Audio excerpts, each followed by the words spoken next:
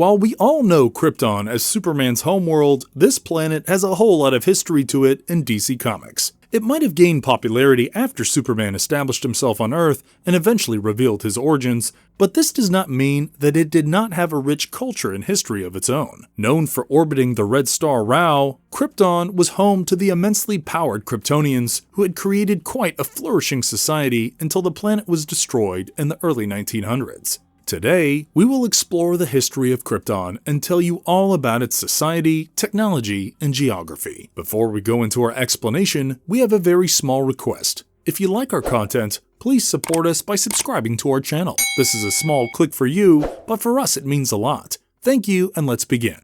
History of Krypton. Home to the super strong, scientifically advanced Kryptonians, Krypton came into existence about 6 billion years ago as a result of a gaseous mass that was eschewed by the mighty red sun Rao. Krypton orbited around Rao for billions of years until they finally started forming humanoid societies full of Kryptonians. The planet has a rich history in Earth 1 lore, which states that Krypton was targeted by a superior race of aliens known as the Vrangs about 1,000 years ago. On the other hand, Earth 2 lore states that the Kryptonians were a lot like humans and that two independent scientists named Jor-El and Zor-El created spaceships to send their children to Earth. These children finally arrived on Earth 2, and it did not take them too long to establish themselves as Superman and Power Girl. In a general sense, Krypton was about 27 light-years away from Earth, but it did share many of our homeworld's characteristics.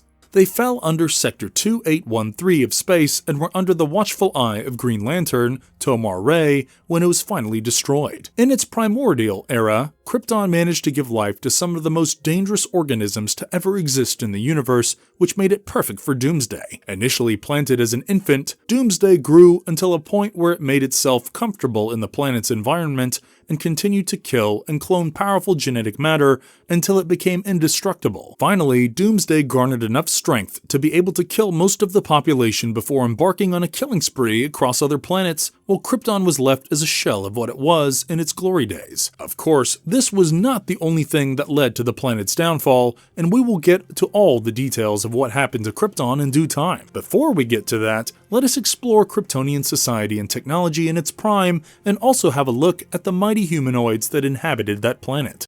Society and technology. Kryptonian society was quite advanced when it came to technology, and they had already reached the same point of scientific progress as Earth about 100,000 years before human society even came close to discovering the same things. They had learned how to conquer most ailments, delay the aging process, and even use perfect cloning technology to create banks of non-sentient clones. In fact, they had several copies of every single Kryptonian with replacement parts in case of fatal injuries, which essentially made them an immortal race.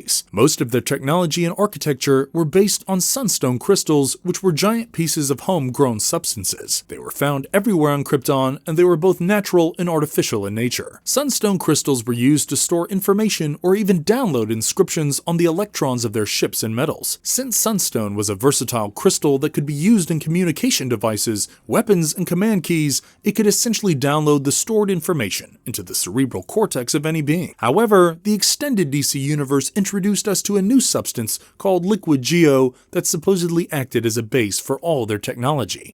Landscapes and geography. Krypton had a number of important landscapes and historical landmarks such as Bokos, Fire Falls, and Fort Ross. Also known as the Isle of Thieves, Bokos was the birthplace of criminals such as Azrael and Nadira. In fact, Kal-El's ancestors Val-El and Tro-El were the first ones to discover this island, and Tro-El even had some family there, which meant that some Bokos residents were indirectly related to Superman. Fire Falls was a popular geological formation known for the streams of magma that trickled down a fissure and made its way down a cliff. Krypton also had many constructions such as Fort Ross, a military command center in the city of Kandor. Fort Ross was quite a strategically placed landmark, and General Pil-El used it as his base of operations during the last war. The plain of Wanan was also a widely popular landmass that was situated right outside the main city of Kandor.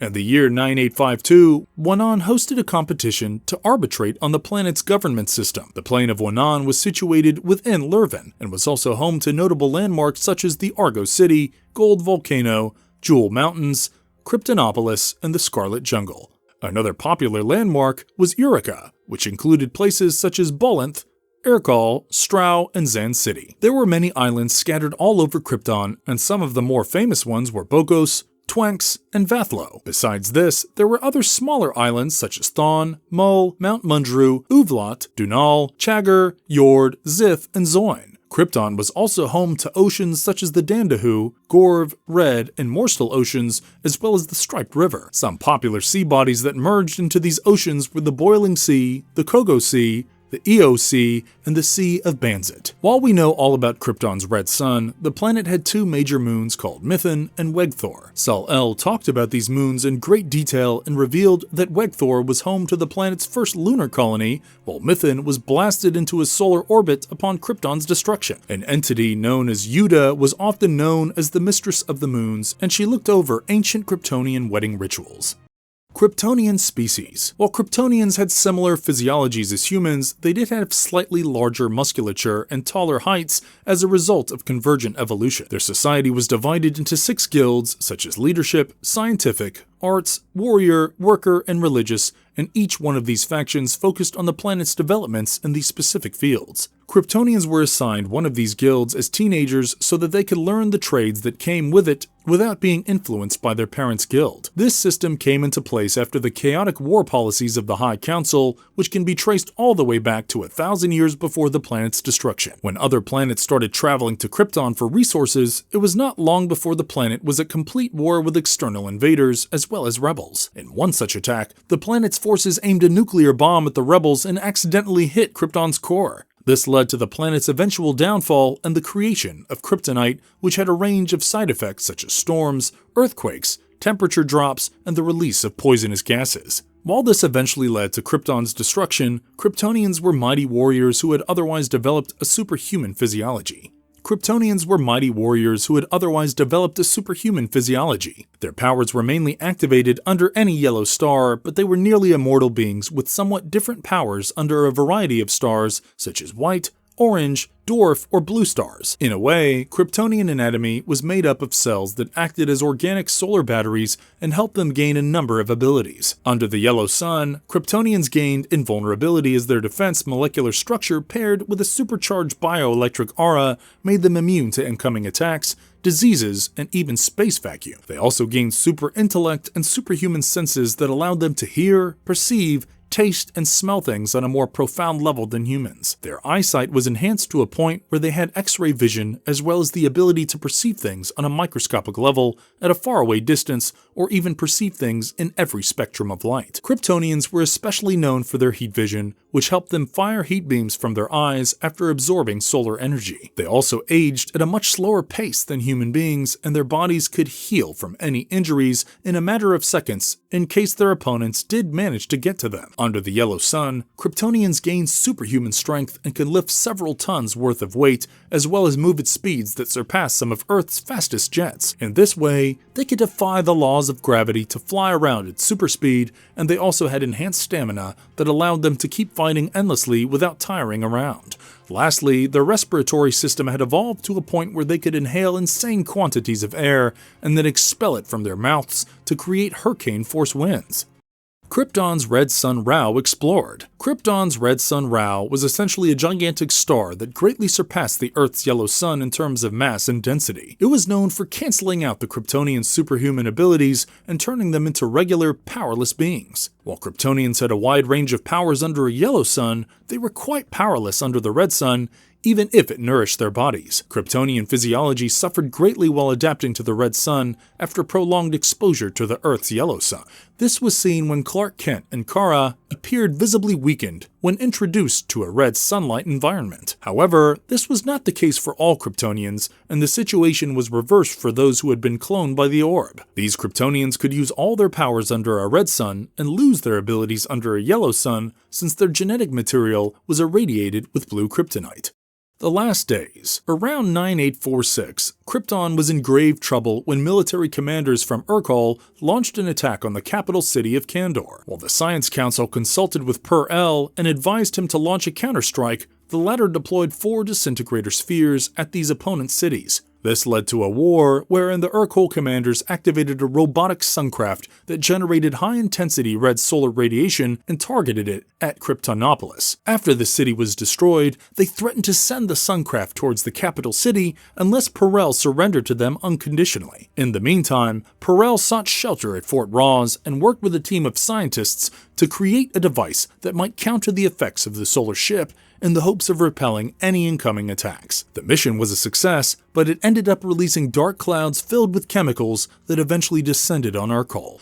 All the citizens and rebels that came in contact with it underwent a change in personality and became uncharacteristically passive, but this did bring the war to an end, while Perel was considered to be a military hero. Over time, peace was temporarily restored as the Moliom counselors started drafting a new constitution and rebuilt Kryptonopolis. But things went south after an alien pirate called Brainiac used his hyperray to shrink Kandor. Also known as the theft of Kandor, this incident changed the future of the planet, as Brainiac shrunk the city's 7 million inhabitants and trapped the entirety of Kandor in a bottle. He then held them captive in a private museum on his spacecraft, and Kandor managed to survive and rebuild the city by manufacturing a miniature artificial red sun to keep them going. While they created a new life for themselves in this tiny glass bottle, Krypton was destroyed over the course of thousands of years as the planet's core grew more and more unstable. One of the planet's renowned scientists, Jor-El, realized that Krypton's core is stuck in a cycle of chain impulses